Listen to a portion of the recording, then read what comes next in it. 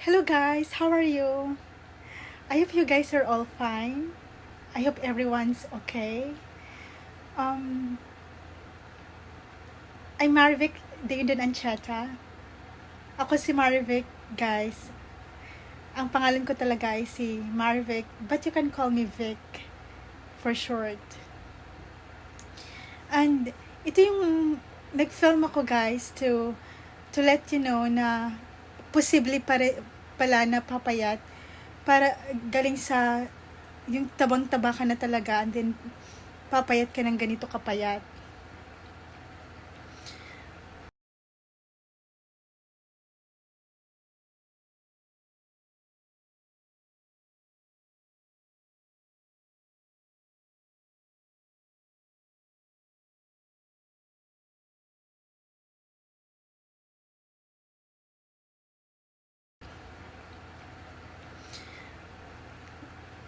I-show ko sa inyo, I'll show you my workout video this morning.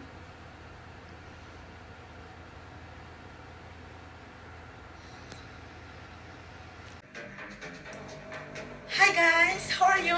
I hope you are all fine. Come on, let's get started. Let's work out.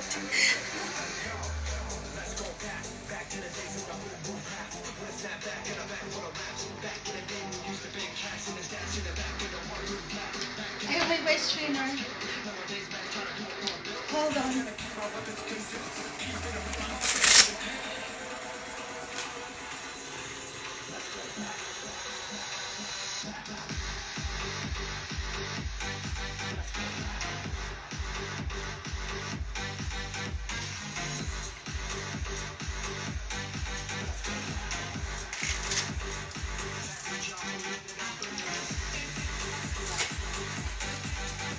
I have to wear this one.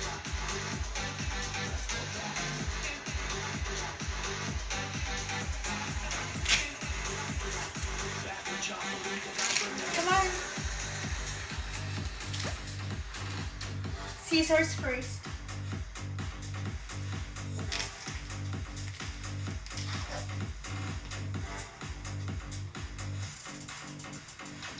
One, two,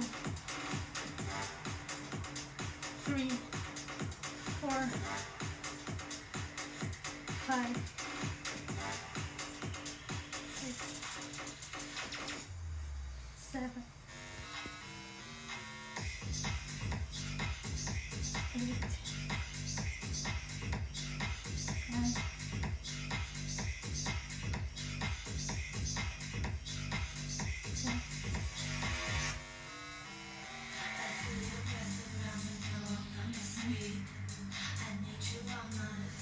10.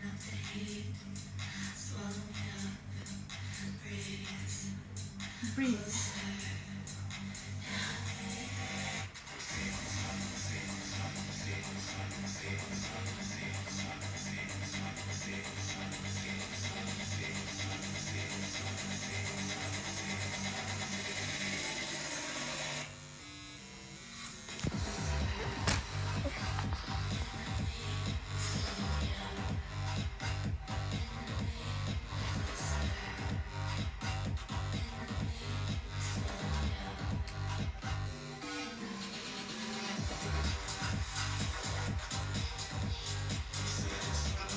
Breathe.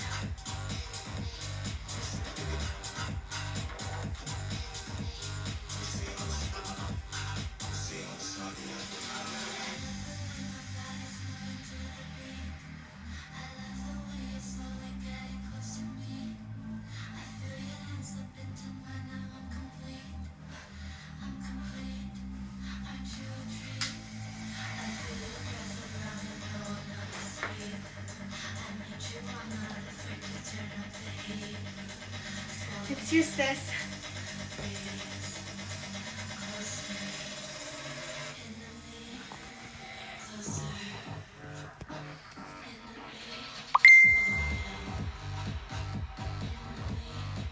Four.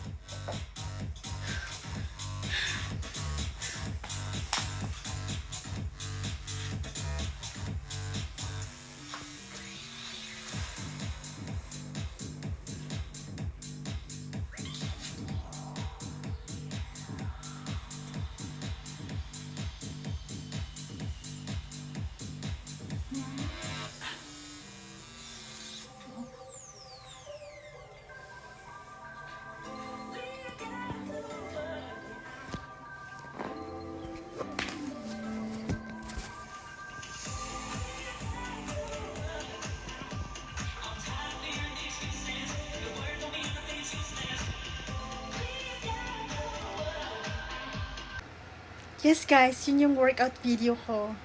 Sana magustuhan nyo. Yan lang, simple lang yung ginawa ko. Yung basic lang, scissors. Tapos, yung bicycle. Pero grabe ang impact guys. Nakakaano talaga siya, nakakapayat. Try nyo lang yun. Tapos, i-share ko din sa inyo next time yung sa diet. Alam nyo guys, i-attach ko dito yung picture na grabe yung bash na nangyari sa akin guys sa katawan ko. I-attach ko dito yung picture.